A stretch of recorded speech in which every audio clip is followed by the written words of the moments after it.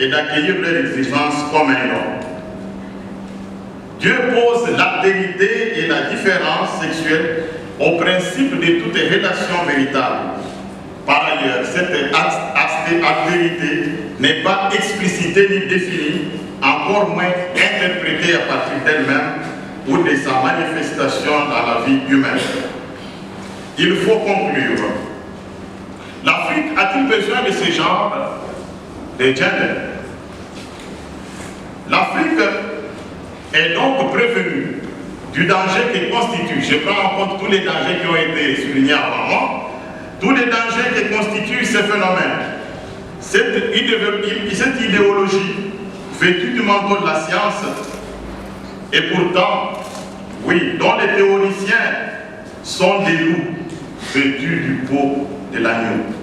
Si l'on emprunte les mots au professeur Alphonse Ngidmouchete, on dira que pour les Africains, accepter le gender, c'est s'exposer à une mort lente, messieurs, comme celle d'un poisson tiré hors du vivier.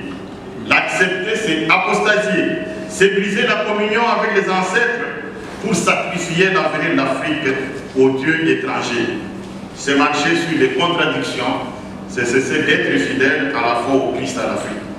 Le vrai gender dont l'Afrique a besoin est celui qui ne déplace pas les bornes cadastrales entre le féminin et le masculin, entre l'humain et l'animal.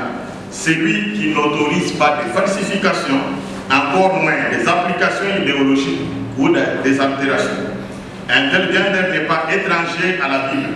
Il est dans Adam, qui suggère que l'humain est toujours pluriel et jamais singulier, divers dans sa pluralité, mais une pluralité qui n'est pas multiplicative au sens d'une reproduction du même plusieurs fois.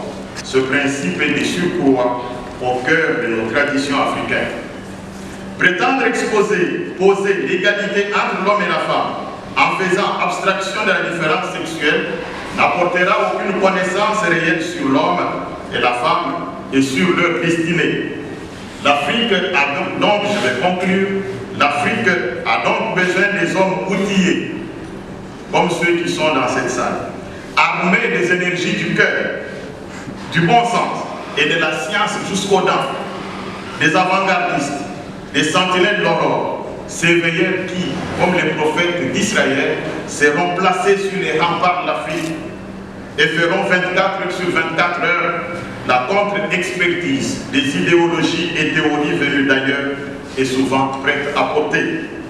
Car, comme les notent Marguerite Peters et Paul Peters, l'ignorance des enjeux véritables, ces phénomènes, tant sociologiques et culturels qu'anthropologiques et théologiques, est abyssale.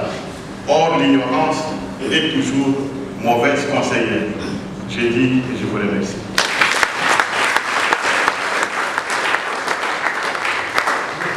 Voilà, merci, professeur Belibanga. Nous avons accordé 2 minutes, donc dans son actif, il y a 2 minutes que nous venons de capitaliser.